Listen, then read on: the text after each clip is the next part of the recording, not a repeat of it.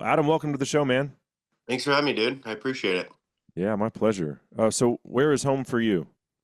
King Salmon, Alaska. If you don't know where that is, the best way to explain it is about 300 miles southwest of Anchorage. Um, right where the Alaska Peninsula hits the mainland of Alaska, and there's no roads, there's no boats here. Sorry, there's no roads here, so everything has to be shipped in by boat or flown in. So it's pretty remote. So, like, how many people live there? Like in the winter, it's pretty small, 400 probably. There's a town, Naknek down the way. It's probably 400 or 500. In the summer, we're like the commercial fishing hub of the world where all the salmon come from for Uh-huh. the most part. And then there's a lot of sport fishing, there's hunting and stuff like that, ecotourism for bears.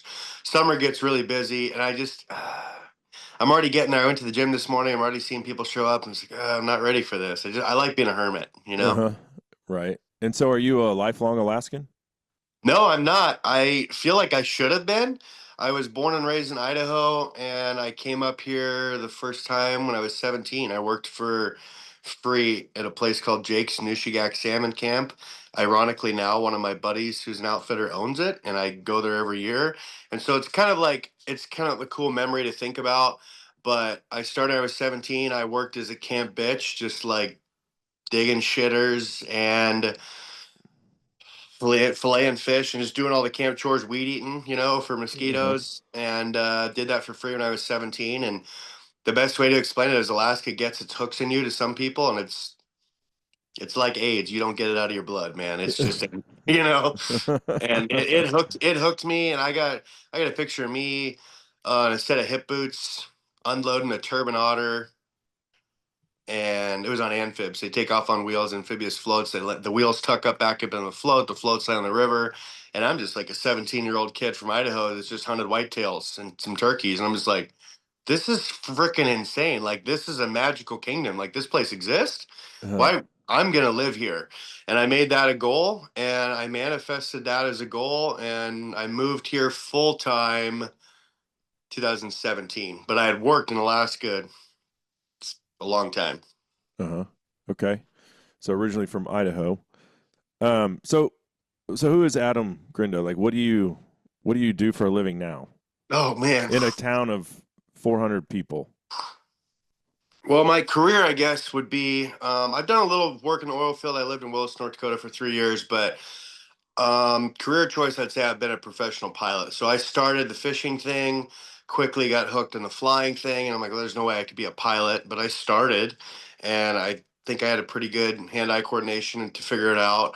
And through a lot of trial and error and crashes and scary moments and lots of money later, I'm still alive.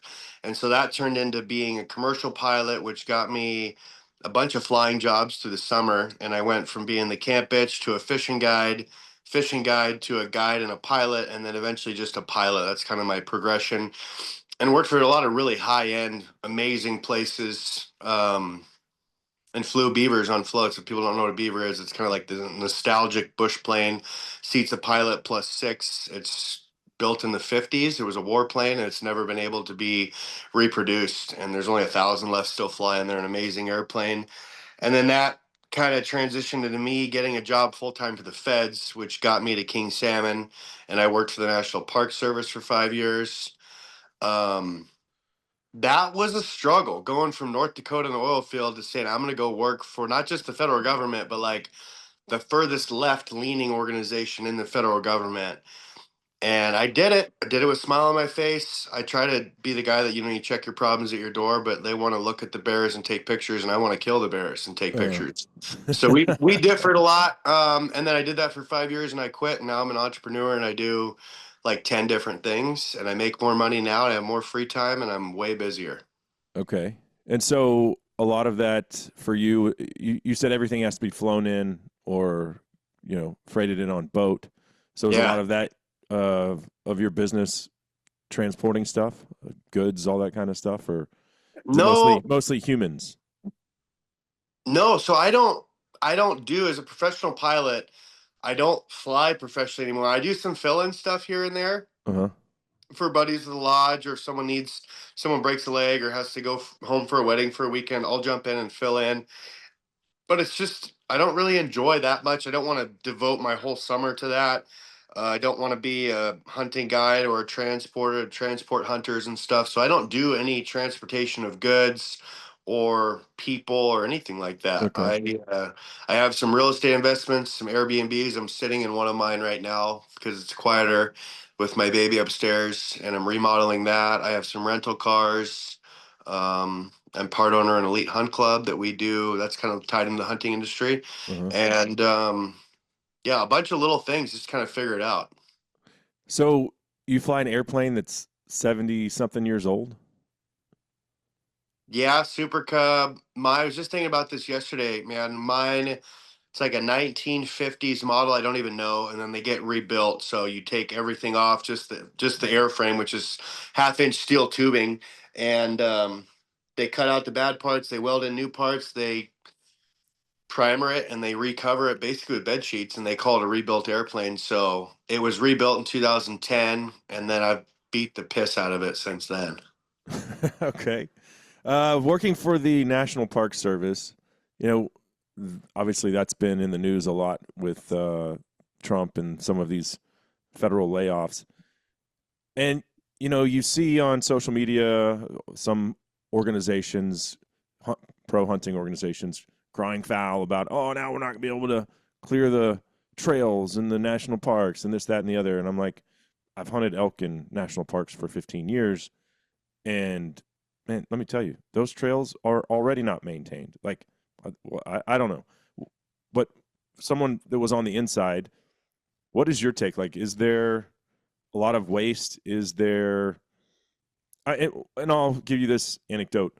I saw this girl comment on social media. She was like, "Yeah, when I was an intern with the Park Service, my boss told me we had to order these two brand new boats." And she was like, "But there's four boats already out here, and we don't even use them." She goes, "I know, but if we don't order them, then we don't get the money. So now we're gonna have six boats that we don't use." I'm like, I don't know if that's Oh yeah. endemic throughout the whole system, or and if some of these people really needed to be laid off. But I mean, you said you worked there for 5 years, so what are your thoughts? Yeah, I think there's a vast majority of those people that don't need to be there. I talked to a buddy, and this is not just Park Service, but overall, most government agencies, if not all, is just a jobs program. It just facilitates jobs for people. So when I went from Willis to North Dakota, 100-hour week minimum, high production, high testosterone, balls to wall. Let's make money. Let's move equipment. Let's get shit done, to pulling both engines back to idle and go to work for the National Park Service. I was like in Anchorage training, and I'm just like, what am I supposed to do? Like, oh, just hang out. I'm like, yeah, but I'm just like hanging out in the hotel. I'm not working. Like, yeah, you got to show you're working for 40 hours. And I'm like, okay, they couldn't tell me to lie that I haven't done anything, but they just said write down 40 hours. And I'm like, I understand. Like, there's pilots that have standby time, and I guess I'm just waiting for the trainer to call me. Um, it was really hard. I think that's kind of why I quit. I just started turning into a bitter asshole. And my wife kind of kept telling me that, Hmm. and I kind of was the guy that wouldn't check his problems at the door. And I just started to really dislike the job.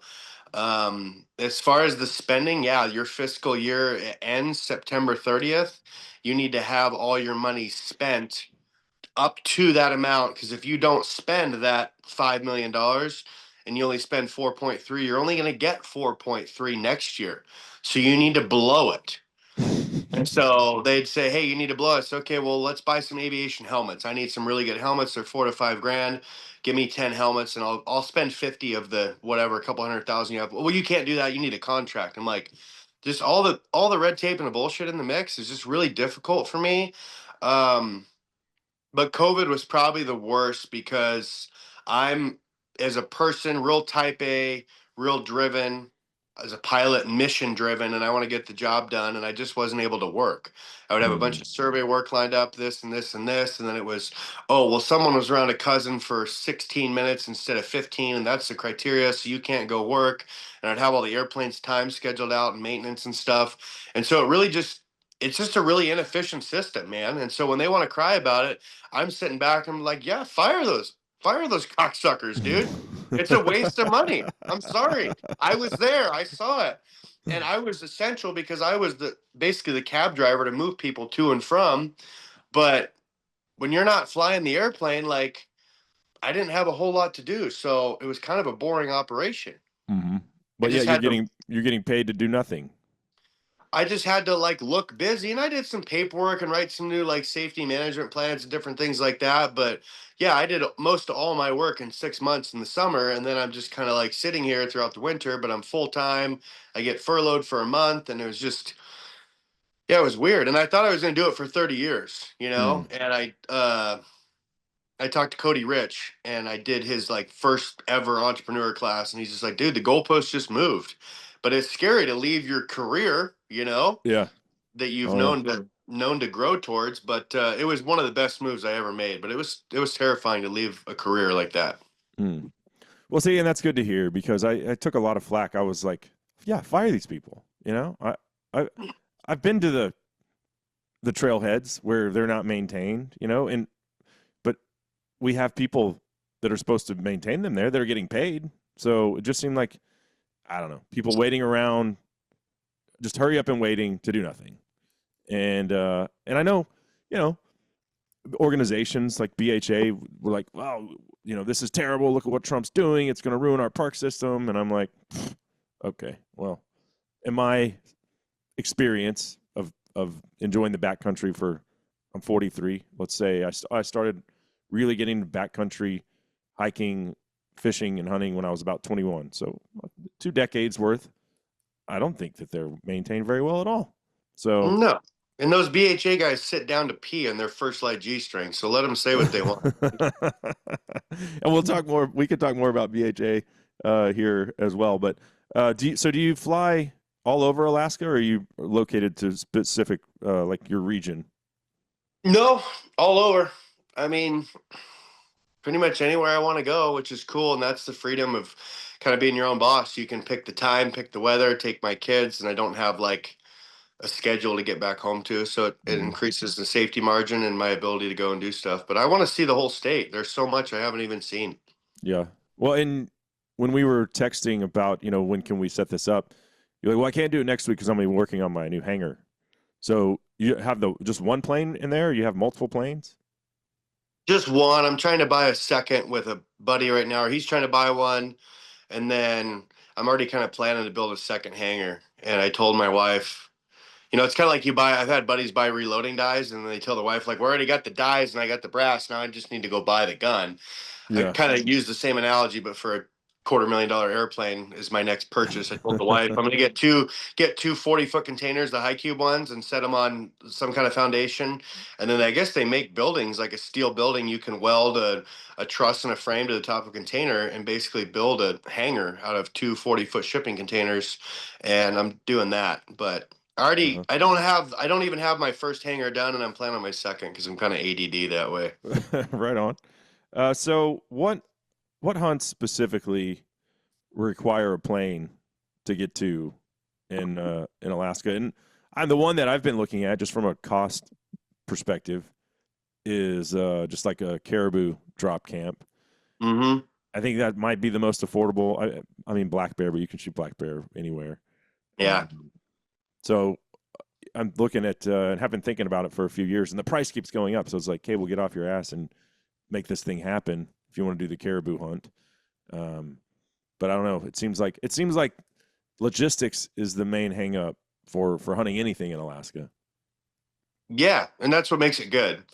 I uh I don't see people. I have a lot of haters and some people from Alaska, and I I don't really care. I just think it's funny because they get on me for maybe it's jealousy for having the airplane, but like I was a kid in Idaho and I could look at a map and see the writing on the wall. There's only 3 roads in Alaska. They're really big roads, Mm-hmm. but most of the state is untapped. So you need a boat or you need a plane to get there. Most of it's with an airplane. There's some avenues you can travel with boats. Um, but yeah, you need the access. The logistics is really hard, weather's really hard. Technical aspect of the hunting isn't really that difficult. But if you want to Mm-hmm. go on a caribou hunt to get all your stuff from your house in the field with an airplane dropped off in a caribou camp for 10 days and then you go hunting, that's hard to do. You don't just throw your stuff in the truck and drive to a trailhead. Mm-hmm. Yeah. So you mentioned close calls, and Alaska is obviously notorious for bad weather. From what I've read and seen, it's, fog, rain. Hunters get socked in, can't leave their tent for days. The transport service can't come pick them up. Yeah. It's all weather dependent. But as far as actually in the airplane, have you had close calls that were because of weather or because of other factors? Oh yeah.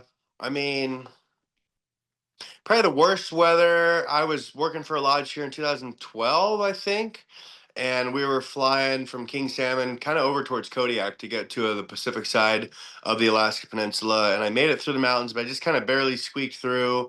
And it was coming in, coming in. I was supposed to get over there and just pick up. I was supposed to drop off a few guys, and they were going to take that boat across the Shelikof Strait to Larsen Bay. And there was a bunch of gear that had to come back on the airplane. It wasn't organized well, and I was there on the water for 3 4 hours, and I tried to make it back, and I just couldn't make it back. All the passes were plugged up. I was running out of fuel, and finally the worst weather I've ever seen in my life in an airplane. It got down to probably a quarter mile of visibility, and I'm right off the ocean, and finally found this little tiny lake to land on, and I spent the night in the airplane with one other guy for 2 nights there, and just hung out, waited for the weather to lift, and that was it. Didn't have a ton of survival gear, but we stayed warm enough, and eventually got some gas kind of flown down to us, and the weather finally broke, and we came out of there. So you were the big spoon or little spoon?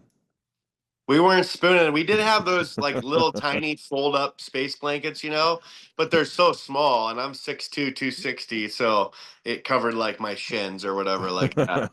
But yeah, it was a good time. A buddy of mine, Chad, from a long time ago, that was a riveting moment. But I mean, the other option is dying. If you keep pushing the weather and you get down to situations like that, you have to turn around or land. And it was kind of socking in behind us, and I was running out of options. And so I've had a lot of shitty weather situations, but I've gotten enough experience now in my life where I really don't scare myself because, man, it's not worth it. Mm-hmm. You know, I don't want So to be there. what is your favorite thing to hunt? Probably moose. I would say I'm known as a pretty big moose guy. I'm a trophy hunter too when it comes to moose. I want to be extremely Oh, how selective. dare you say that? The word trophy hunter. Oh my God, it's got this negative connotation attached That's to because it. people This can't stigma. kill. That's because people can't kill big shit, so they start squawking about it. Um, but yeah, I pass up a lot of moose. One year I passed up 20 bulls that, in my opinion, would have made Boone and Crockett gross. I really don't care about net Boone and Crockett score. I just wanted something that was really impressive, and I didn't shoot a moose that year. That was 2021. I passed up a lot of bulls, and then 22, I finally found one that was really special, and he was only 66-inch wide, and he was next to a bull that was like 72, and I didn't want to shoot the 72. I wanted the 66-inch one because I had picked up his sheds. I'd hunted him 4 or 5 times before, and I'm just really selective. I want to kill the biggest bull of the area, and it doesn't have to be like the biggest scoring. It can be really old. I've killed bulls up to 12 years old, but I'm known for probably being a moose snob, you could say. Mm-hmm. And there's nothing wrong with that. I'm a trophy hunter too. I go to Africa. What am I looking for? Trophies. Like the meat Yeah. is awesome too. Of course, we're not. That's the other thing. Oh, you just waste them. No, of course, your family probably lives off moose meat. My family primarily lives off wild game, all kinds. Yep. But I shot a moose in Newfoundland about 5 years ago, and my wife was like, "This is the best wild game we've ever had." And so It's good. I'm going back to Newfoundland again this year, this fall, because we finally ran out of moose meat. So Really. yeah, and Yeah. she was like, "We need more of that," and I was like, "Okay, say no more. I'll go. Don't twist my arm." Yeah, exactly. No, it's good. We go through about a moose and a half to 2 moose a year. But Yeah, I got 6 kids. It's busy here. 6 kids. Wow. Okay. And I listened to part of a podcast you did with my buddy Dan Satan, Elk Yep. Shape. Um, and correct me if I'm wrong. Are these kids are all adopted or in foster care, or what is the dynamic there? They're actually from a previous marriage I had in Thailand. I'm just kidding. That was something an electrician said that's coming up. He asked, "Was Adam married before?" And my buddy's like, "Oh yeah, he used to live in Thailand." Because my wife's a redhead, I'm a tall Viking-looking dude, and all my kids are Alaska Native. 5 are from one family, adopted. I've adopted them for 4 or 5 years ago, and it seems like a while. And then I have one baby currently still in foster care. He just turned 2, so I got 6 Alaska Native kids, a redhead, and me. Wow. Pretty hard to miss this walking through the airport. Yeah. And how old is the oldest one? Almost 17, going on 25. Do they like to hunt? Yeah, it's my daughter Julia, and it's amazing because boys are such pussies these days, and she goes to like church dances and they just all sit on their phone, and she has to like go over and ask the boys to dance, which is pathetic, right? She's a Yeah. beautiful, like Hawaiian looking Alaska Native, and she's tall, she's fit, she's going to the gym. And I say, like, do you talk to these boys? And she's like, yeah. I'm like, what do they do? She's like, well, they play like Fortnite and video games. I'm like, oh, like a loser? And she's Yeah. like, yeah, Dad, it's pretty lame. And I'm like, well, what do you tell them you do? And she's like, I tell them I hunt big moose and my daddy. And I'm like, at a girl, Uh-huh. you know. But yeah, she shot her first moose ever with me, and it was 255 score wise. It was 73-inch bull moose. It might be the world record for a youth. Wow. Pretty sure it is. And we were just looking for a legal moose, and like, what do you do if a potential world record for a youth hunter steps in front of your kid? You let him shoot it, I guess, you know? Uh-huh. Yeah. And so, yeah, she's awesome. Loves to hunt. She's a killer. So it's 17, Julia. Katrina's 15. Mindy's 12. Chris is 11. Audrey, my little princess, is 8. And then baby boy Alvin, 2. Wow. And 4 so, girls, 2 boys. oh, that's so cool. Okay, I've only got 3. They all like to hunt though, and be in the outdoors. And the 2 girls, they're 10. They shot a deer this year. One of them, we didn't find the deer, but um, they're eating up with it. And I think it's really special for father daughter time. I think boys are my son. Yeah, of course I want to go to the deer lease, Dad. But when you get your hooks in the girls, and they're like, this is cool. And I live in a more urban area, so not a lot of kids are hunting here in McKinney, Texas. But they do, and they talk about it. My son's a little more shy. He's not as willing to talk about it because none of his friends do it, which is so sad. But then they come over and they see the stuff like that he's killed on his walls in his room, and they're like, "You shot that?" And they're like, "We didn't even know." And he's like, "Yeah, my dad and I go hunting all the time." But what is the best all around caliber for Alaska? If you could just pick one, other than the 6.5 Creedmoor. Ooh, I was gonna say that for brown bears because that's my go-to. Because I love wounding big bears. I have the kids on this, so I'm sponsored by Gunworks, so I have a lot of their guns, but I have the kids on a 7 Som. I just sold that, and I got a 7 PRC, just a little bit better, I guess, but Uh-huh. I don't really think too much difference of that. That's good for kids, caribou and sheep. I use that one, and then pretty much everything else, 338 rums in my hands, like hands down.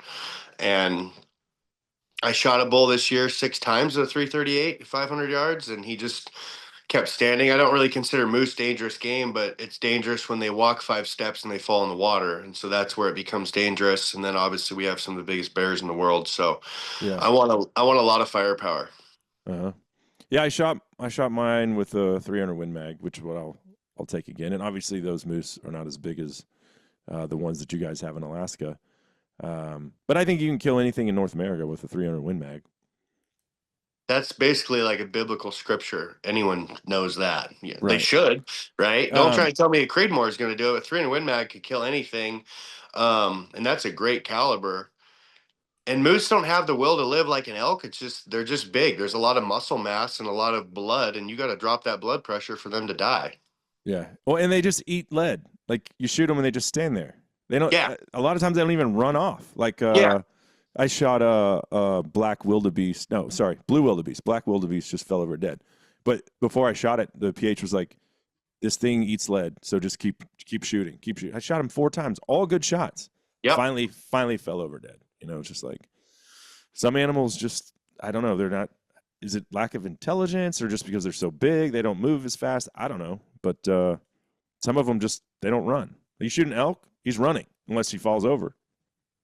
You shoot a brown bear, you got the first shot to put it through the lungs, in my opinion. And then after that, you're trying to break bone. But it's like shooting a coyote. They're just spinning balls of fur, running right for the brush, and it's full on chaos with a brown bear.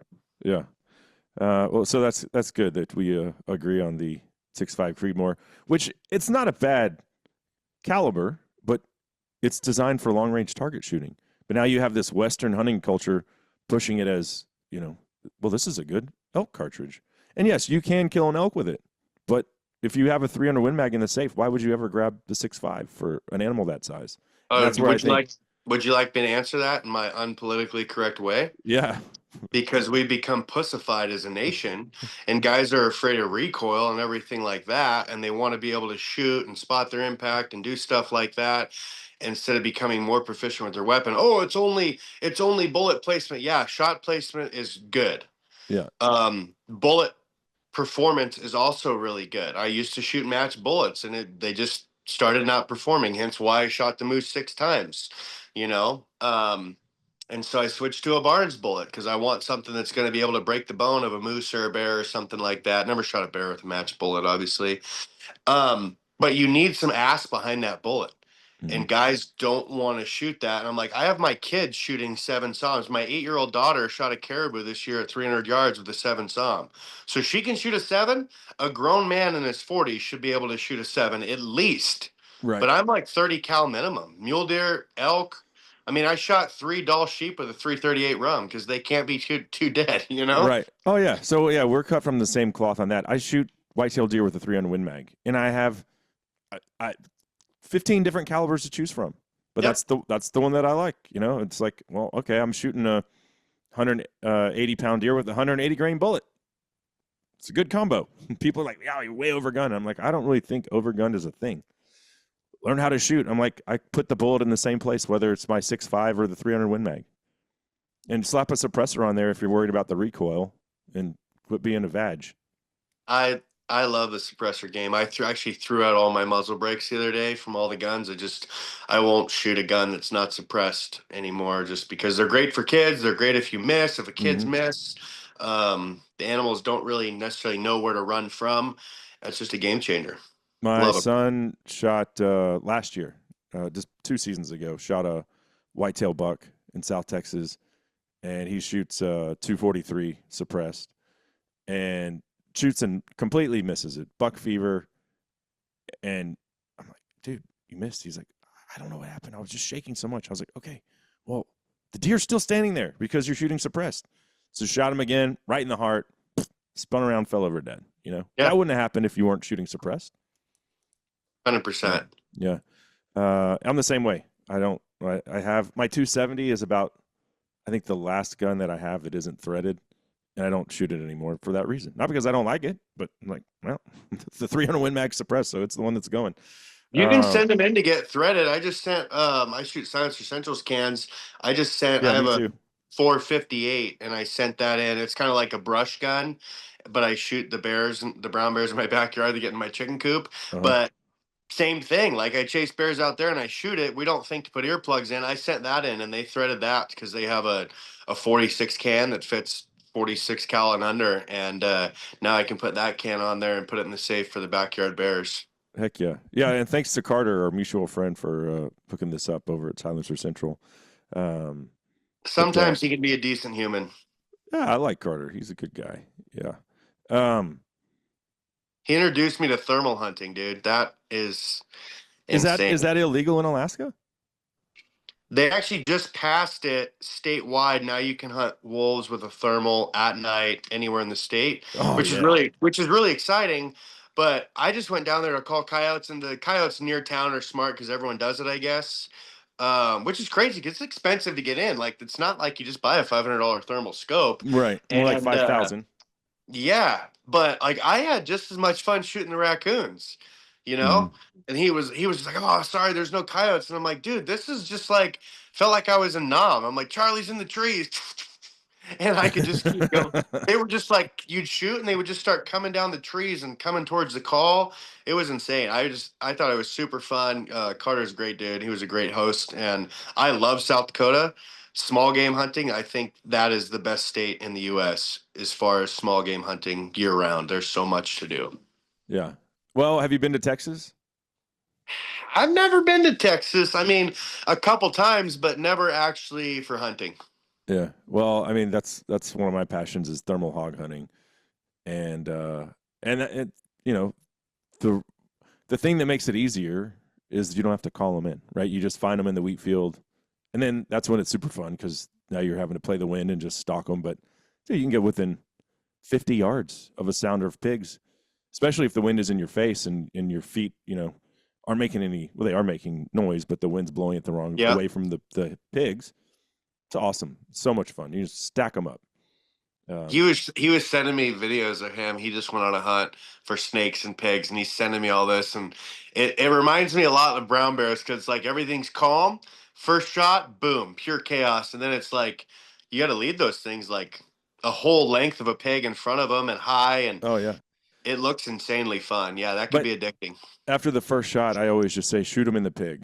It doesn't matter. Just put a bullet in them. And, people might be, well, that's unethical. They're pigs. We're trying to get rid of them. It's not a game species, Mm-hmm. It's basically a coyote that you could eat if you want to, which we do eat a lot of wild pork. But yeah, you should give that a shot. If you ever make it down to Texas, I'll take you.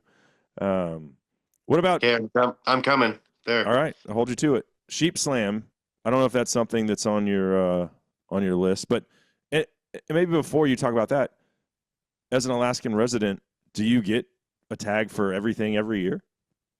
Yeah, so when you live in Alaska, I can print off my computer tags, and all I have to do is buy a hunting, fishing, and trapping license for $94. So I can print a Dall sheep tag off from my house every year for free. Mm. That's the benefit of Alaska. You still got to get into the field. That's where the super cub comes in handy. Sheep populations are kind of in the shitter right now for Alaska, but you don't really buy tags. The only tags you have to buy is a brown bear in certain units for $25, bison and muskox, I believe. That's it. Mm. And you've killed all that stuff. No, I haven't drawn a bison yet. I keep putting in, but the odds are less than 1%. Same with muskox. Mm. And I haven't killed an elk up here because they're Roosevelts and they just really don't turn me on that much. Goats, blacktails, brown bears, a lot of moose, wolves, caribou, sheep, trapped a shitload of wolverine. Yeah, quite a bit. That's cool. But I saw on your Instagram you shot. I don't know if it was a desert or if it was a rocky. I didn't read it, but I saw. That was a Rocky. How did you draw that tag? That white guy got lucky, dude. I guess. I don't know. What state was that in? That was in Idaho. And you just drew it? Yeah, I was man. talking to someone the other day about drawing. I'm like, I'm fine if I never draw anything again because I drew a bighorn, which is one of the hardest things to draw. Oh yeah. And so that was my second. So I got, I don't know, 4, maybe 5 Dall sheep and that huge bighorn. But I could maybe afford a desert. I think a desert's 40 to 50 if I got on a cancellation hunt, something like that. Yeah. I just passed up the opportunity to buy a stone for 55 from a guy who had won one or something. Uh-huh. But I mean, a stone now is 85 to 120, somewhere in there, for the opportunity to shoot a sheep that like kind of isn't that much cooler than a Dall sheep. And so I don't think I would ever pay for that, but I do buy some raffle tickets. I participate in a raffle and I want to do that. Yeah, I bought 3 or 4 for that hunting fool sheep slam. I was disappointed. They never called my name. And I actually used my son because I didn't want there to be any collusion if like, oh, Cable won. Like, did they already draw it? Yeah, I think they drew it. Didn't they? Oh, I don't even know. Yeah. I think they moved on. So, like, now they're doing, I think they've got moose and Dall sheep stuff they're raffling off right now. I mean, so I one of my jobs, an entrepreneur, I kind of was like a freelance marketer, and then I became 25% owner of this business called Elite Hunt Club. And nothing against Huntful. I'm friends with all those guys. We use their service. They're kick ass. I never even knew they drew, but we do hunts, like we buy one from an outfitter. We're doing a moose hunt right now. It's almost sold out on Elite Hunt Club, and it's basically a guided moose hunt out of King Salmon, just down the peninsula ways, an area I've hunted and stuff. We just limit the number of tickets. So Yeah. we have this slogan is like always know your odds, because my problem for that is I think I asked Austin, I don't remember what he said, but it was astronomical. I'm like, how many sheep slam tickets do you guys intend to sell? Like, what is your projection? And when he told me, I was just like, ah, oh, damn it. So I think I only spent like $200 because I'm like, it's swinging for the fences, right? I mean, Yeah. it's a huge package. They got to have a ton of money or whatever. So our slogan is like, hey, you always know your odds. We do a moose hunt. We cap it at 2,000 tickets. If you spend $200, I think your odds are like 1 in 200 or 1 in 200, 1 in 100, something like that. All right, I'm gonna have to buy a ticket. So I just go to elitehuntclub.com or what? Yeah. I'll send you the link after but Yeah. it's just Elite Hunt Club after the thing. I think we're down to like just under 600 left. And we draw that. It's all on Instagram, because like this thing we're talking about, I didn't even know the draw. I thought it was still going. I didn't even Yeah. know they had already done it. Well, And maybe I'm speaking out of turn, but when I ran into him at SCI, he said they were drawing in March. So I'm maybe he didn't assuming. get maybe he didn't get my phone number correct. I Then think I'm I gonna have saw it to on call. Instagram that they drew. Right? Yeah, he forgot to call us. Uh huh. Dang Yeah. it. Yeah. Hmm. But yeah, the sheep slam's cool. I've never really gotten turned on by guys that want to do what other people have done. I just want to do my thing, you know? And Yeah. so like the slam, to get that is cool. It's a ton of money. I'd have to go guided on those two Yeah. and get my handheld, and it's like, I don't really know. Yeah. Not really my cup of tea. Oh yeah. I mean, you're at a minimum $250,000 probably if you want to do it now without for a Texan. I can't get a Dall sheep tag every year, Yeah. and that's a lot of college tuition money for my kids. I'm just like, yeah, can't Yeah, and justify I it. don't know about you, but my wife is just a selfish broad who won't start selling feet pictures. I don't know about your wife, No, but she's the same. I've tried. I don't get it. Yeah. So Yeah. That brings up an interesting point. You're not shy about putting a grip and grin on social media. Neither am I. I'm proud of the stuff that I shoot. There's this Hunt Quietly though outlet that's a Matt Ranella deal, and you said you made a innuendo about OnlyFans there and feet pics. And the other day I saw him say, "Stop following these female hunting celebrities," and it was like Sydney Wells and Hannah Barron and I forget one other, and start following these pages. These girls are smoke shows. And he put the accounts of 4 OnlyFans sluts up there and literally said, in all seriousness, you should follow these girls and stop following hunting celebrities because they're ruining the sport for everyone.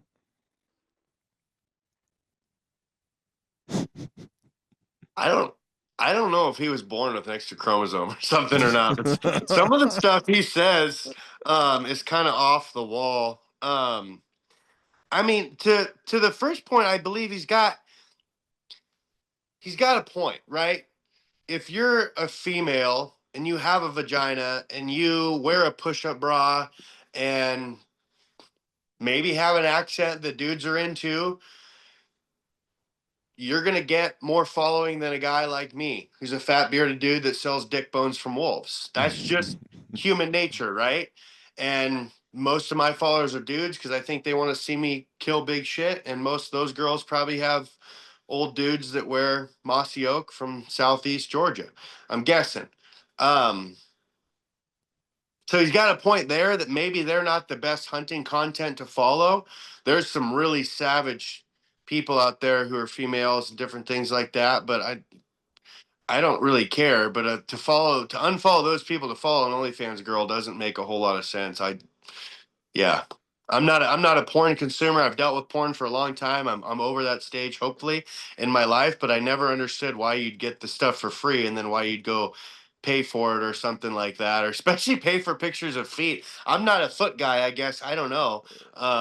I've never really looked at feet, I guess, that closely. That's not, yeah, it's like, well, okay, I like the up tops and the bottom. Like, show me that. Ironically, I just paid. I like to put like funny bullshit comments in the Venmo thing. And my buddy Zach Owens, Beyond the Backcountry. I don't know if you know him. He's a stud. And Zach's been on the show a couple times over the years. Yeah, I like, and Zach's Zach's a good family man. I saw his son just shot his first turkey the other day. That was pretty cool. I wanted to think make me cry. It was awesome. Like those Zach was moments. shaking more than, I think, more nervous than his son. Like, and I was like, I even commented, I was like, that made my day because that's how I feel when my son's about to shoot something. I shared it. Yeah, those are like that's the drug you can't get, and like Yeah. that's what people don't get. So when you have your son, and he's like, man, to this day, when Sam told me she was pregnant. But anyways, his wife makes cookies, and I just bought some because I like to support small business and different things like that. And I Venmoed him, and I in the notes I said the money was for Sam dipping her toes in avgas pictures or something like that. So he'll get a good laugh out of it. Right now he's working or something, but I sent him that screenshot. But yeah, I don't really necessarily agree with Matt Ranella. And to girls who want to have a million plus Instagram followers and do brand deals and all kinds of stuff, in my opinion, not kill anything by themselves and only have a guide walk them to an animal and shoot it, that's fine. I just see through the bullshit. Right. You're not the same as I can't think of any right now, but there's some savage killers, like some girls that's sponsored by Kuyu and stuff that are sheep guides in Canada. I mean, they are absolute savages. Well, the ones Like that I follow and that I respect are the ones that don't show their hooters. You know, like Jess. You know, follow her arrow. Jess Byers. Jess is such a genuine human and a badass. Yeah, and I've She told her could before. I was she like, could show her hooters and get more followers, but she right, doesn't care. She's yeah, a good person. yeah. But just the point of unfollow hunting personalities to follow sluts. You know, it's just like, what is the message?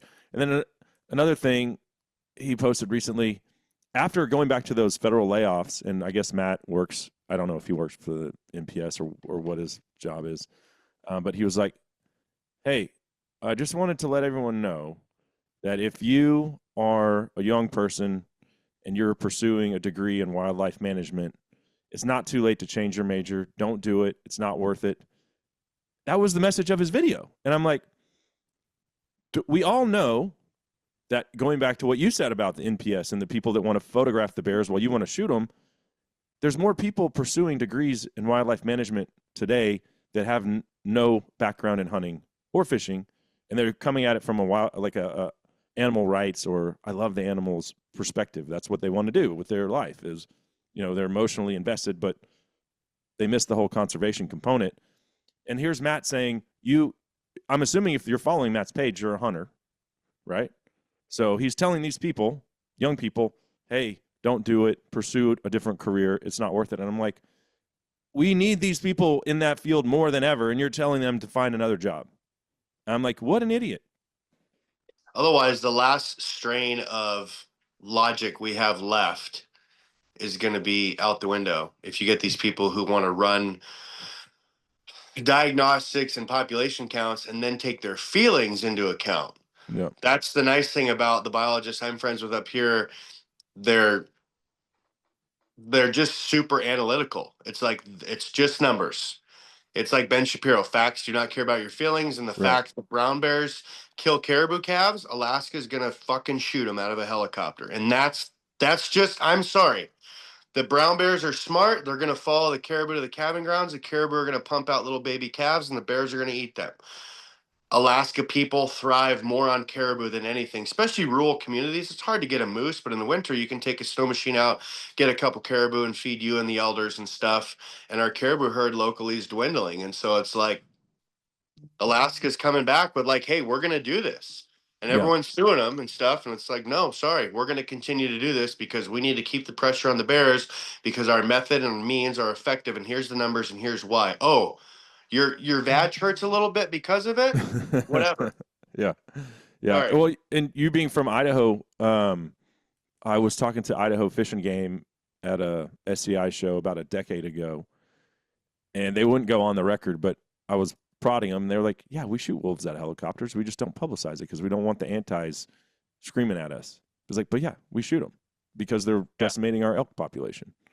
Yeah, there's a huge lawsuit and everything now about it with Alaska that went public and this Wildlife Alliance and stuff like that. But Alaska doesn't screw around when it comes to management practices because the biologists, they don't rely on feelings. They go off facts and numbers and stuff. And if our caribou populations keep dropping, pretty soon we're not going to have any caribou. So they're trying to at least stop the drop and get them to start rebounding a little bit. And the numbers, like the crazy fact, and I could be totally wrong. I heard this like 5, 6 years ago, but a caribou calf has a 90% mortality rate in the first 6 months of life. After that, it can do pretty good. It can fend for itself. The initial hit is brown bears in the calving grounds. I mean, when they can't even move.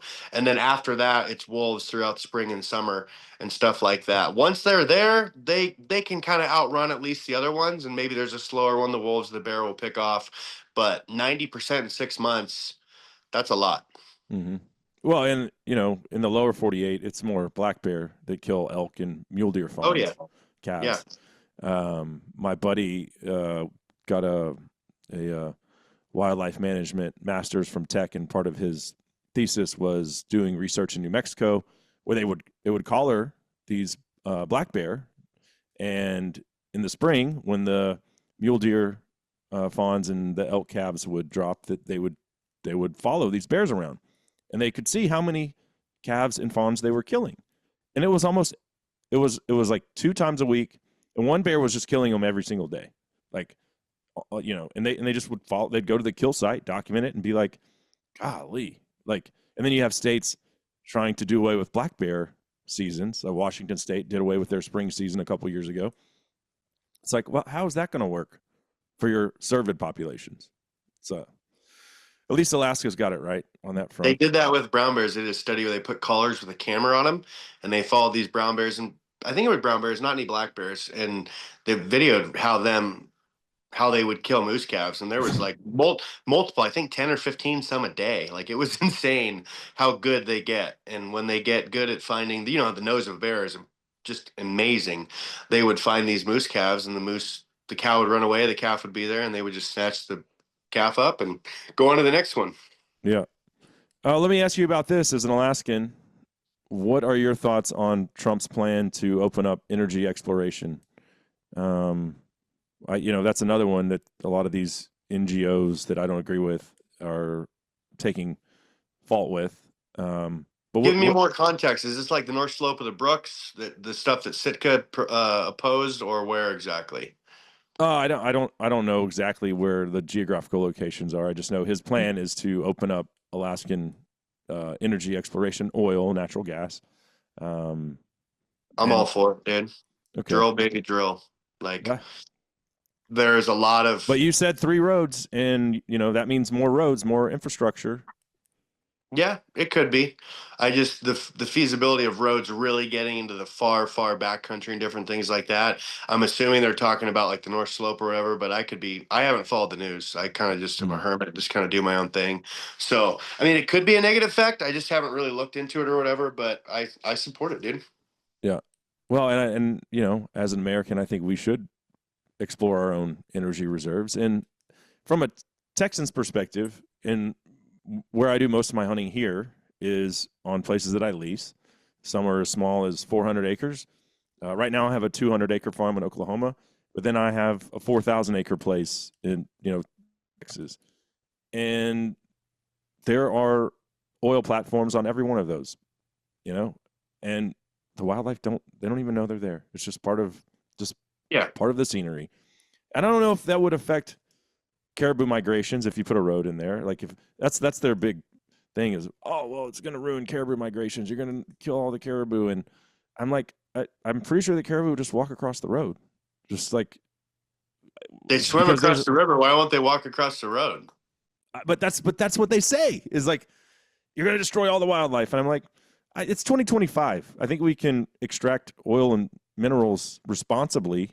And I think we've learned enough to where we don't have to rape and pillage. And I mean, you go to a national forest, every place that I've elk hunted had, I mean, some of the best places to walk are on old logging trails, right? They have mining. They have grazing. There's cows there. The elk don't care. So I don't know. I think it's a bunch of BS personally. Yeah, I think they should. I'm not sure their plan, but I'm assuming Northern Alaska they're going to rip into that even more for oil. And there's a bunch of up there already, but it's hard to move infrastructure. The ground is soft, wet, hard to navigate up here, so it's going to be really hard to put roads and big infrastructure facilities up. Yeah. Yeah. Um, what about the idea that though, if it's federal public land, meaning I own it, right, as a Texan, the fact that there isn't any infrastructure means that it's a pretty elitist group of people that can actually afford to go and hunt or fish in Alaska, right? To get to those remote places. We talked about the logistics being the main hiccup, and that's not cheap. So I don't know if it's federal land. Should there be roads so that more people can enjoy it? I know you like you're a hermit and you like this is a Kind of tricky a catch question. 22, right? Mm-hmm. Because it's going to be really hard to implement that on fed lands because you have fed overreach and different things like that. State lands, it should be much easier to implement that. I don't know all the red tape. Um, there should be more access, but on the flip side, Fed access is getting closed more and more. There's so much, especially caribou. There's so much ground being shut down for caribou up by like Nome and Kotzebue and stuff like that. Some stuff in the corridor on the Brooks Range and different things because they're crying that it can't sustain the need of the take and different things like that. Even though the take of non-residents who really stimulate the economy, like such as yourself, want to go up to Kotzebue and shoot a caribou. Mm. They're saying, "Oh, they're killing way too many bulls." The numbers are still there. The herd's declining some, but the take that you guys are actually giving is so minimal.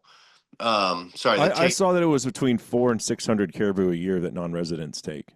So, that might be statewide. This one alone was like less than 100 when I looked at the oh, numbers. I'm like, that'd be crazy to not do that. Wolves kill hundreds and hundreds of all year.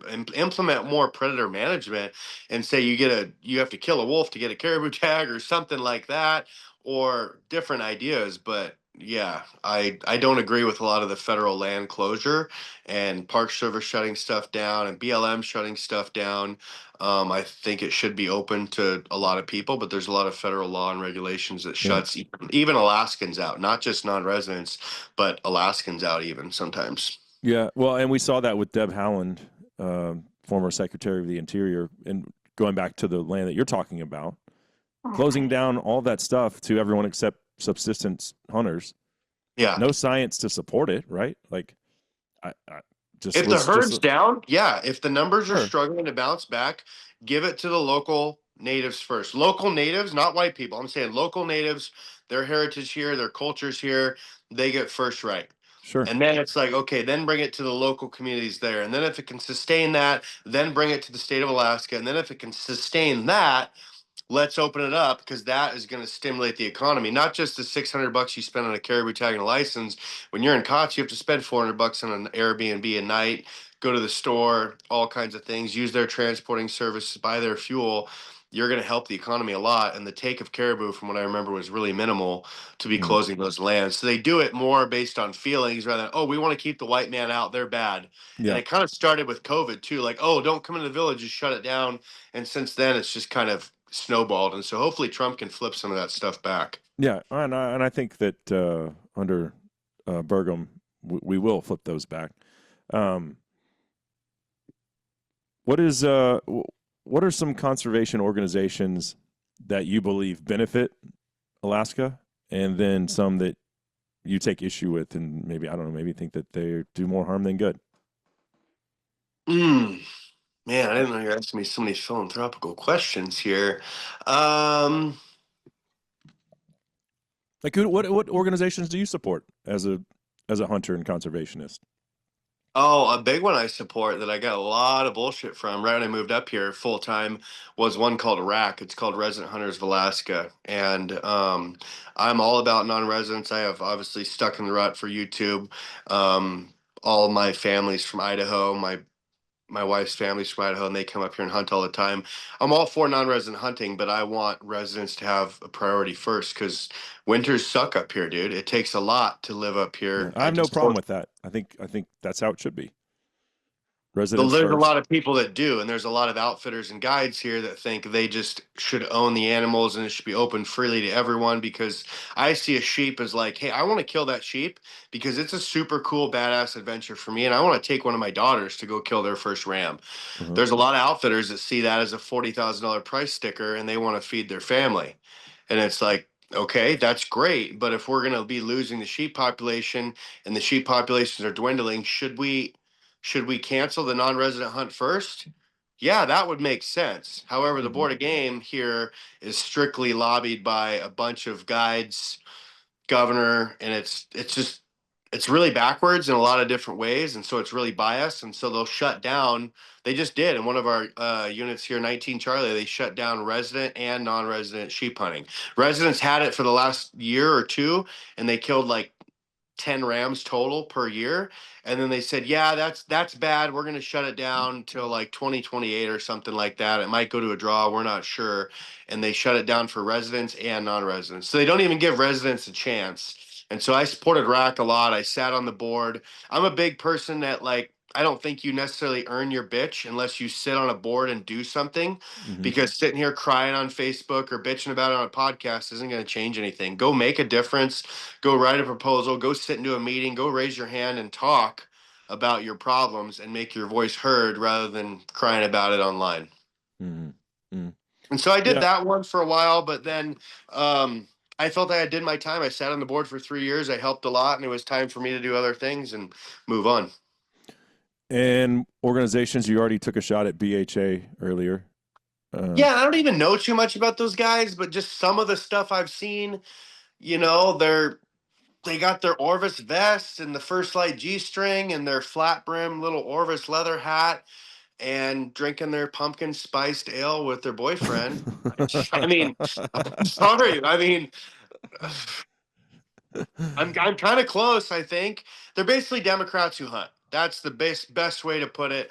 And they're really soft and they don't like grip and grins and stuff like that. And guess what, dude? I fucking love a grip and grin. When Yeah. my daughter killed that caribou, I wanted to cry just like Zach wanted to cry. We're vibrating with excitement. Like, dude, if I could put this in a capsule, I would be more rich than Trump, because this drug is the best and you can't buy it. Right. You No, you gotta can't. earn it. You gotta earn it. And it's so cool. And it's such a special moment. And I'm gonna capture that, because guess what? That caribou, that turkey, that's the last time it's gonna be an animal. After that, we're going to cut it up into pieces. We're going to teach our kids. They're going to take a bite out of the heart. They're going to put the blood on their face. It's going to be a cool, awesome bonding moment with just you and your child, but it's no longer going to be an animal. So you want to capture that moment and you want to live that moment and put that on the wall so they can show their kids. That's why the grip and grin's important. So when you're trying to take that away from me, suck it.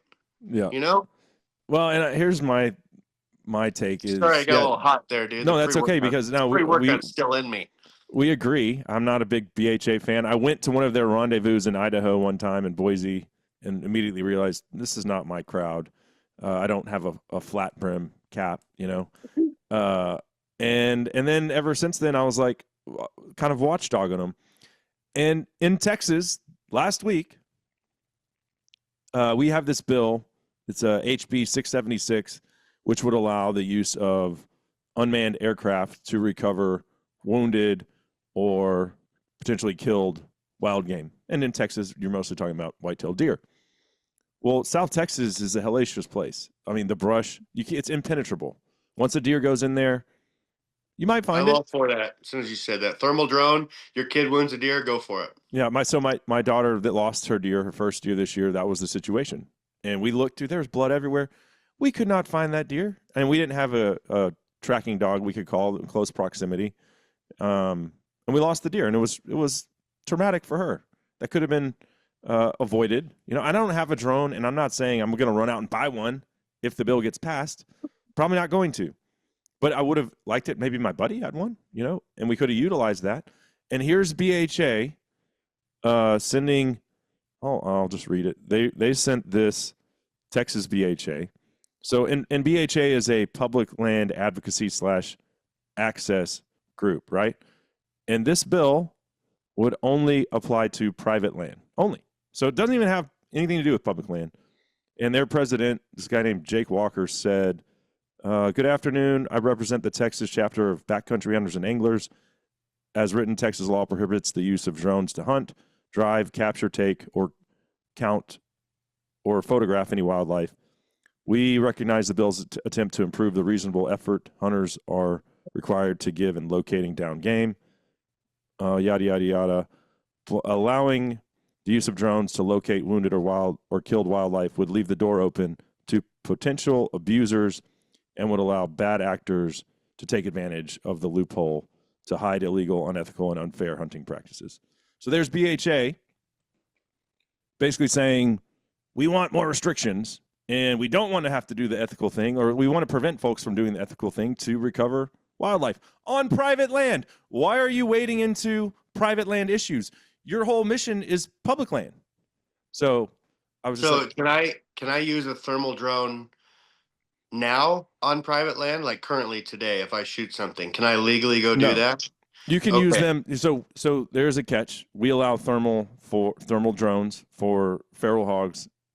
You know, you can go or a coyote if you shot a coyote. I mean, I've been on hunts where we've located pigs with thermal drones that we shot. We didn't hunt them with a thermal drone, but once we shot them, we're like, well, we know we shot 5 or 6 out of this group. Where are the bodies? You know? Yeah, I guess my point is it's illegal now to use a thermal drone to hunt or recover or do something like that. Mm-hmm. Or say I'm recovering and I'm going to hunt some deer, public or private. And then you want to make thermal drone recovering of a deer or any animal, just recovering, not the hunt, no weapon in your hand or anything like that. Just use the drone to find the animal, different things like that. I think that's fine. It's the pieces of shit are still going to be a piece of shit, is what I'm getting at here. Yep. And thermal drones are not going to be very cheap. So your average redneck with a 30-06 with a Tasco scope is not going to be able to afford a thermal drone. Right. They're expensive. Yeah. Oh, and that's my take. Is like now all you're doing is preventing people that, you know, and I would say if you're in a deer camp, more than likely no one's going to have a thermal drone. But what if one dude did, and now you don't lose your deer? And honestly, for me, I don't think that's part of them to say. I'm a pilot. Like, the FAA controls the airspace, not the Fish, Wildlife, and Parks, or whatever you guys call the game wardens down there. After the hunt's over, you've killed the animal. The hunt's done. You can't use this to aid, do this. The hunt's done. You've killed it. Yeah. Now you're just recovering it. I don't really think that's an issue even right now. Yeah, and you can't. There's certain things like restrictions, like felonies. You can't get that certificate, FAA certificate, anyway. So you want to talk about ruling out? I mean, that's already part of the law. So, and you do have to get the license to even fly the drone, right? So, to me, it just was like, it made no sense to me. But another, reason why I take issue with BHA and their mindset. And you mentioned it earlier, like they're Democrats that hunt. Well, okay, I like to be able to hunt legally, and I don't want my right to hunt infringed. And which political party introduces 100% of anti-hunting legislation?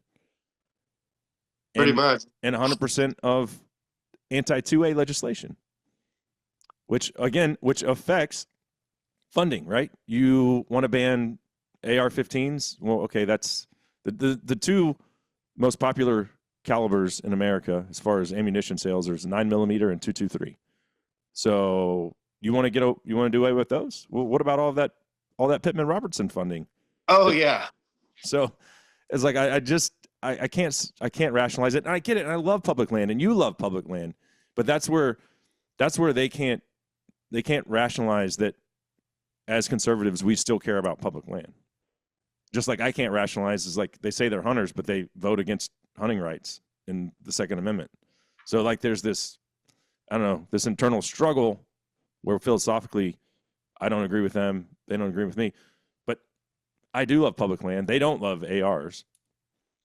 So I don't know. I love black guns. I think all black guns matter. Yep. Same. Because I have a couple here, and I have one in my hangar right now that I bring wolf trapping and stuff. and it's leaning between the studs. My hanger's not finished, and ironically, it hasn't jumped up and shot me or shot anyone else. So the gun hasn't shot anything. The suppressor hasn't come off and beaten someone to death or anything. It just stays like a good little black gun. It leans up against the stud, and when I'm ready to use it and go shoot a wolf in a trap, I'll use it. But it's ironic how that works. Talk about your trap line. Like, when do you run it? How many traps? Or do you use leg holds or snares primarily? And how Yeah. successful are you?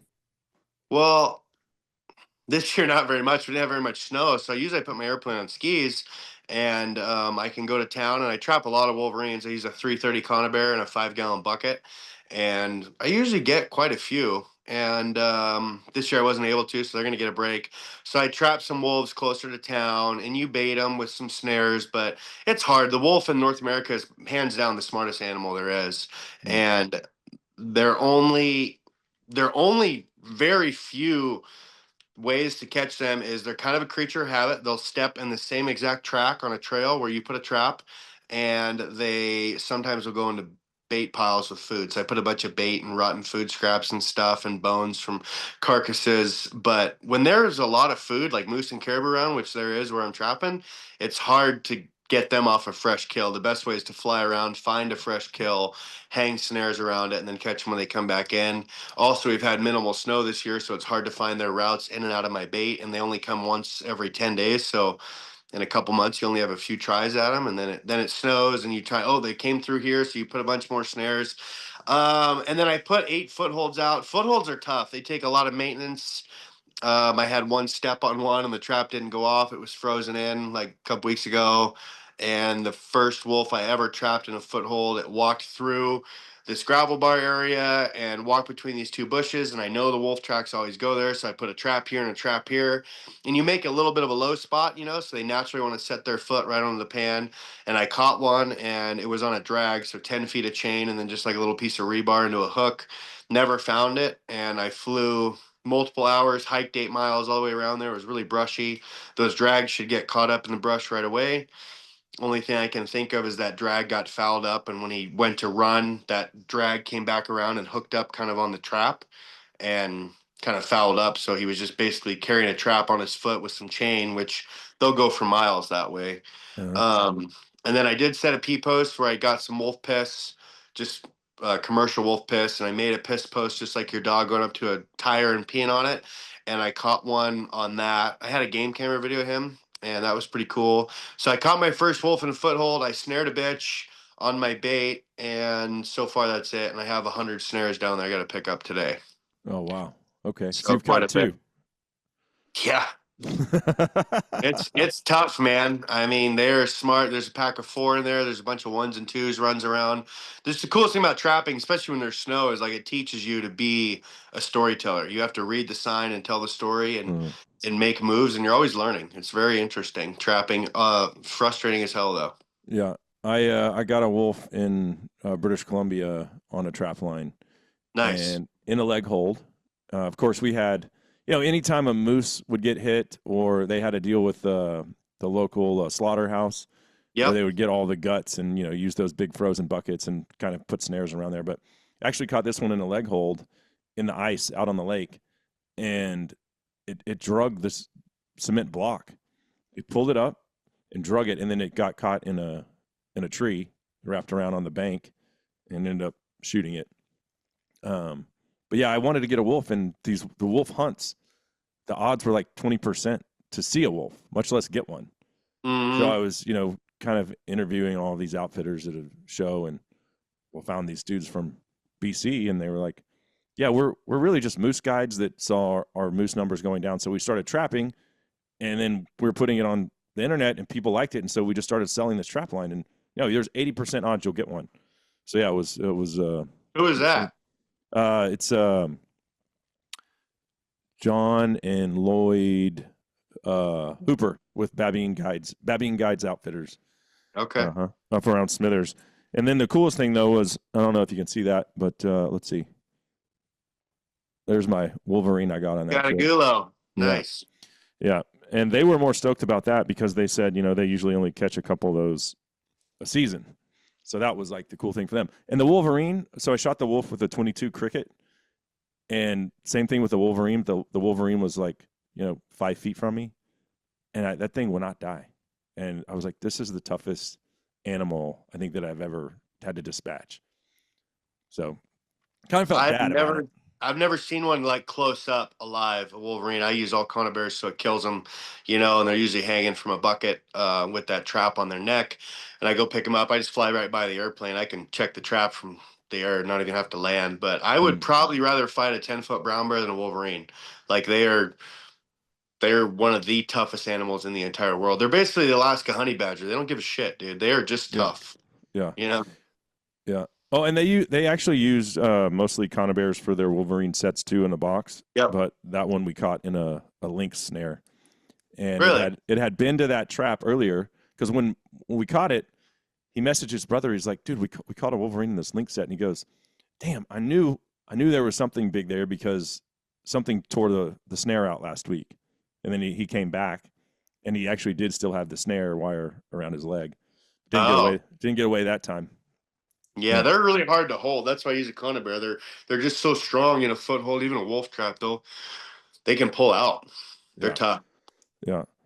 Um, Now I had your wife on the show a couple years ago after I think it was her and her brother Yep. had a close call with a grizzly that I believe maybe did he shoot it or did she shoot it initially? He shot it, and then they kind of had to retreat. The gun jammed, and then he finished off with my 454 Like Raging Hunter, close combat deal. like 5, 6 yards. Yeah, that messed him up. Yeah, she went to therapy for a while, and yeah, she's doing better. But yeah, it was a traumatic thing for her. And now when I go hunting, like everything always runs away. When she's there, everything comes towards her. You Yeah. know.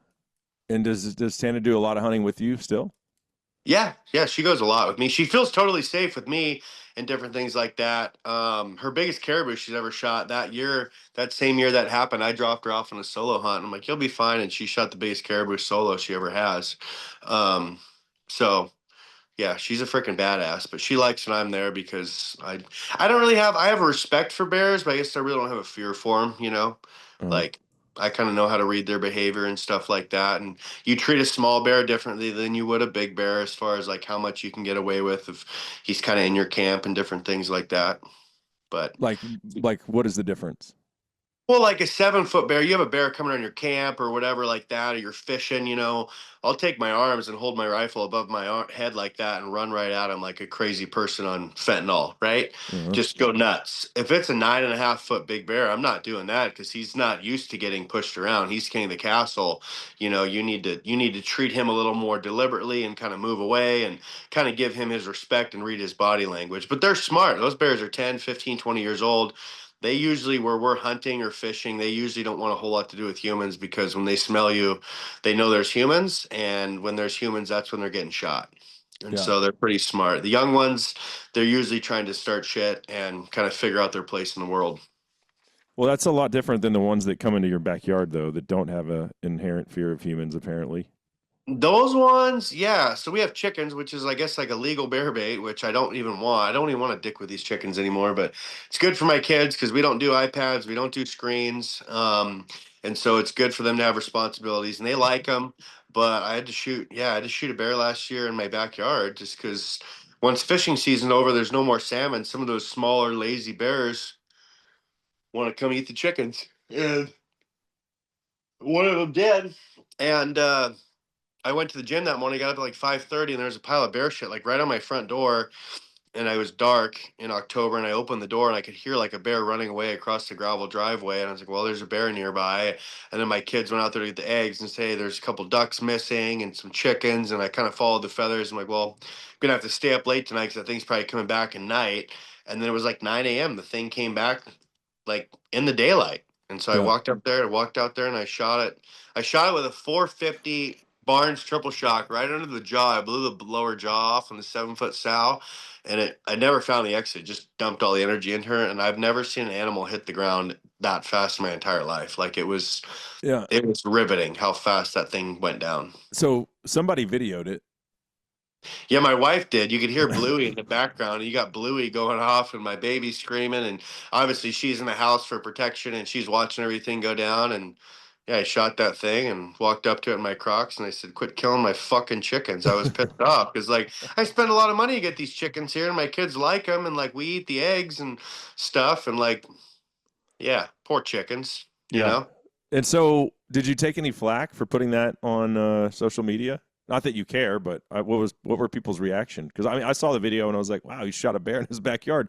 And what is the legality of that? And good on Alaska for, I'm sure, making that Oh yeah, depredation. so it's legal two different ways for me. So one's a DLP, so defensive life and property. If a bear comes in your house, if it's taking your smoked salmon in the backyard, if it's breaking into your chicken coop or livestock, or wrecking your car, you can defensive life or property, life of your chickens or property of your car or house or whatever. You can kill it.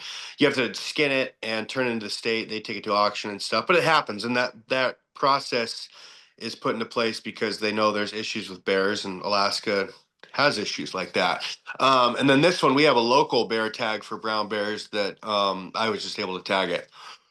So I just shot that one, put my local bear tag on. It's a like they call it like a town bear tag. So a bear's getting into your chicken coop or trying to tear your boat seats apart or something like that. You can shoot it. I believe this was put in place so then you wouldn't have to do the paperwork kind of thing.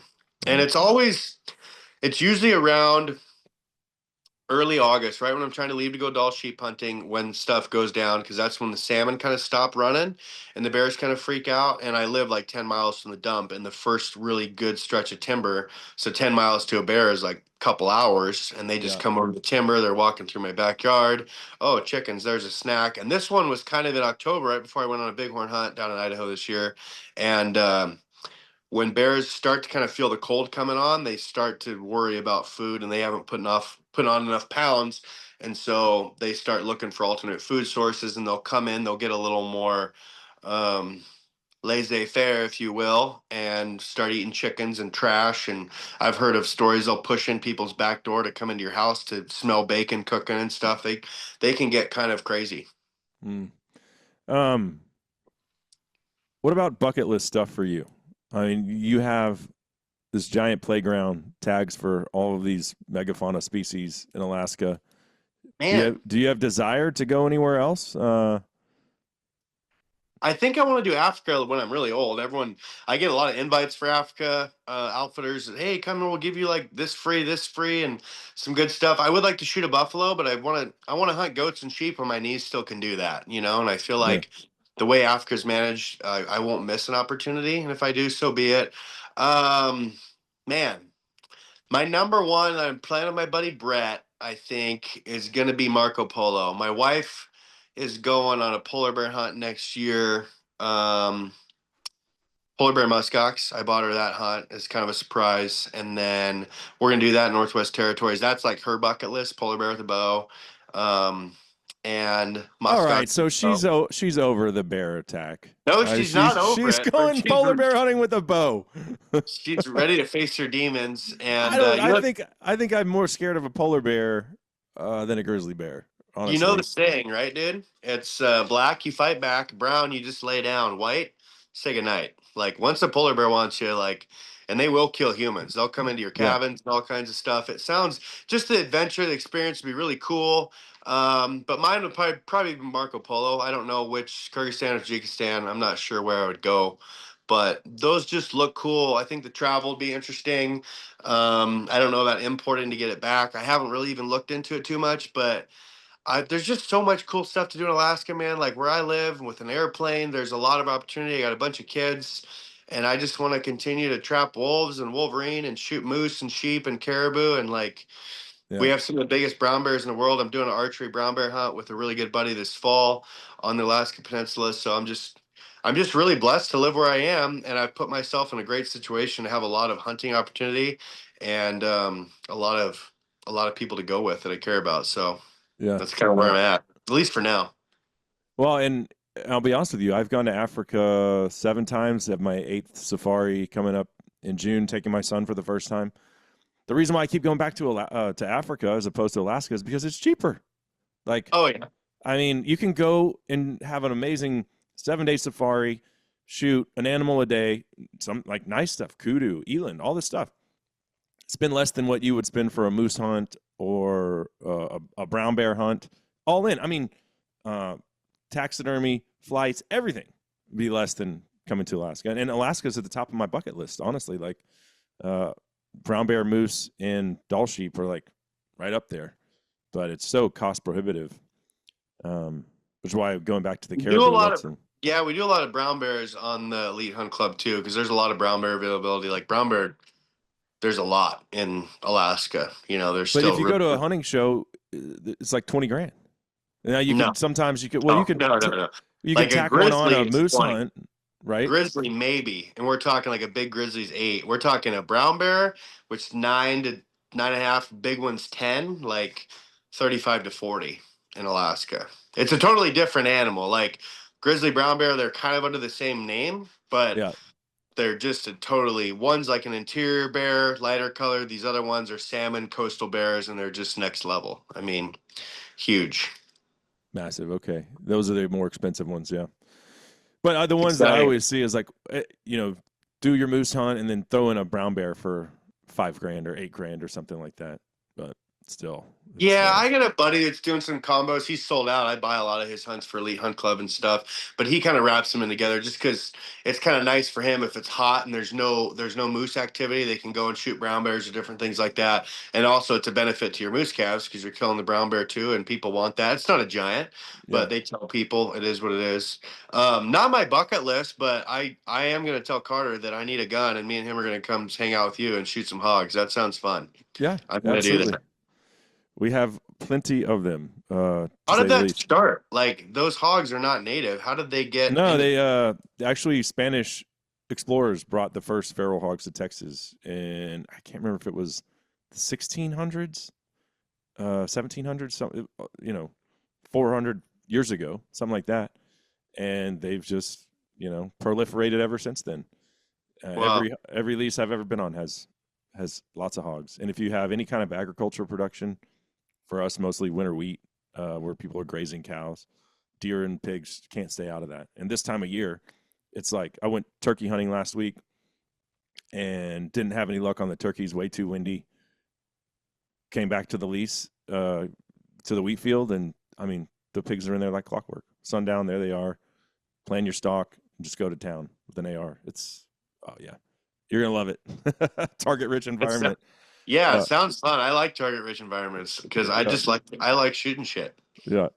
As we're wrapping up here, last question I have for you is as far as gear goes, and I don't know, I probably spend a week or two in the backcountry every year chasing elk or mule deer or something. Not a ton of time, but I do go out west for at least 1 or 2 hunts every fall. What is one piece of gear or equipment that's kind of maybe outside of the box, but you're like, this is really cool and practical, and everyone should have this? Oh, in Alaska? Well, you could say Alaska or just the backcountry in general, whatever. I think Alaska probably the biggest one. So a lot of people think you're just going to moose hunt in waders, chest waders. I hate wearing waders. I've in the fishing guiding world. I lived in waders my whole life. You just get swamp ass. Your balls sweat. They don't breathe, even though it's a Sims Gore-Tex wader. The boots aren't hunting boots. So all moose hunt are all packable in waders, but I like to hunt in hunting boots with a gator and just my Kuiu pants or whatever, right? Mm. And but there's naturally like a beaver pond or a stream or even like a little piss trickle of water you have to cross, you can't jump over. And we wear these things called wiggies. I think they're a Colorado company, not sponsored or anything by them. It's real simple. It's basically a nylon garbage bag hip boot, and they're cut big, so they're like, my boots are a 12 or a 13, they're cut for like a 16 or a 17, so you can have a loaded pack on, you know, and take these out of your pocket, and together they both weigh a pound, and you put this hip boot on, which is basically a sock that goes over your boot all the way up to your crotch, has a buckle that goes around your belt and then tightens up, and it's got a little drawstring on the top, so if you do like when you're crossing a stream, that upriver leg gets a lot of water pressure, and Yeah. so a knee deep stream will almost push over the wader, right? And then the shorter person, usually my wife, or the weaker person, all my hunting buddies obviously have to go downstream of me, right? And you know who you are, and that's how you cross. And those are just so essential because we can't just go back to the truck. You can't bring 3 sets of boots in a Super Cub, and no one has 3 sets of really good hunting boots broke in. And so those are really nice. And then when you're done, you just I take mine, I clip them onto your pack, you take yours, you clip them onto my pack. We keep going, get to the next stream. They're kind of drip dried, and we just put them right back on. And those are really essential. And then they weigh a pound. You can cross, you can stay dry, and it's fast, easy, lightweight, and you don't have to hunt in chest waders. So when you need to run and gun, you can do it. Wiggies. Okay. Yeah. Wiggy's. And if people are coming up here, caribou, moose, anywhere that's not like a high alpine type hunt, even sheep hunting, man, I bring them sheep hunting. They're great. Sometimes sheep hunting, I'll skip them and I'll take the boots and the pants off and I'll just cross in my underwear. But if you're doing a lot of stream crossings, it's nice, and you can share them too, unless you're Justin Schaefer. We did a moose hunt one time, and he threw them across the water and didn't make it very far. And it was a stream, but it was like 50, 60 yards wide, and he was like 10 feet short, so I had to run out there and get wet. And so the next day I said, okay, well, since you throw like a little bitch and I'm basically Brett Favre, I'm going to cross first and I'll throw him. And so I put a rock in him and I threw him. No, I didn't put a rock in him. I should have. And I threw him, and I didn't even make it like to where he did. And they went down. And he's like, so where, like an hour later, he's like, so where do you think those things ended up? I'm like, they're probably in the ocean right now, dude. So it's good if you're crossing little streams. It's good. If not, they're like $100. Everyone should get a set. They're just not meant for. You can't cross and then walk a ways with them. There's different type of hip boots you can, but they're heavier. These are you cross, you take them right off, and then you keep hunting. Super practical. Right on. Sure.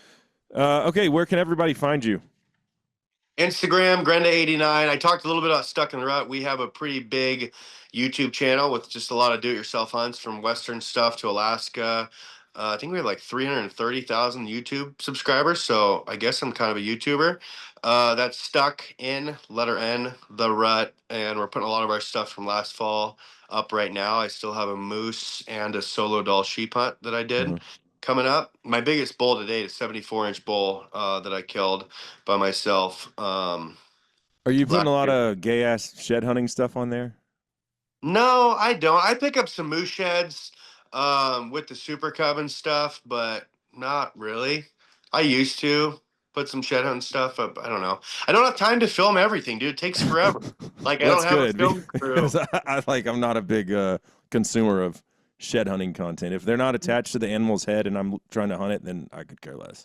No, Personally. I don't ever watch a shed hunting video. Those are gay. But I pick up some sheds because they're cool. Like big moose sheds, 30 pounds. It's badass. Yeah. But no, our stuff's pretty down and dirty. It's something like 6 to 20 minutes. Hey, we're going up in the pickup. Here's the plan. Next, we're walking up the ridge. Elk bugle. Boom. Kill the elk. We're packing it out. There's not a whole lot of B-roll. There's not a whole lot of overlays with music or anything like that. It's pretty cut and dry and just like Good. hunting. That's It's good. awesome. Yeah. So Stuck in the Rut on YouTube. My Instagram is Grenda89. If you want to follow along, great. If you want to unfollow, great too. I really don't care that much. And Elite Hunt Club is where we do those hunts. We have a moose right now. Then we have an Alaska brown bear coming up. We're gonna do a couple caribou this summer. And then later this fall, you might be in this one. It's my buddies that I was telling you about. It's a moose brown bear combo. So that's a really high value. And the tickets range from like anywhere from $25 to 50, depending on what it is. A caribou is obviously cheaper, $25, 50 for like a moose brown bear combo, something like that. It just depends because you're not getting rich. These hunts are $40,000, and then we buy the license, the tag. We even cover the tip for the outfitter because someday I want to call a guy that like works at the dump or works at a gas station. He spent $25 and it's like, here, dude, we got it. All you got to do is get yourself an airline ticket, Yeah. And it's pretty cool. It's a pretty cool business model. It's just a little side gig, but it's fun. Right on. Elite Hunt Club. Well, Adam, appreciate the time, man. Nice getting to know you a little bit, and hope you have a great summer, and we'll do it again sometime. Thanks, brother. Take it easy. Appreciate it. See ya.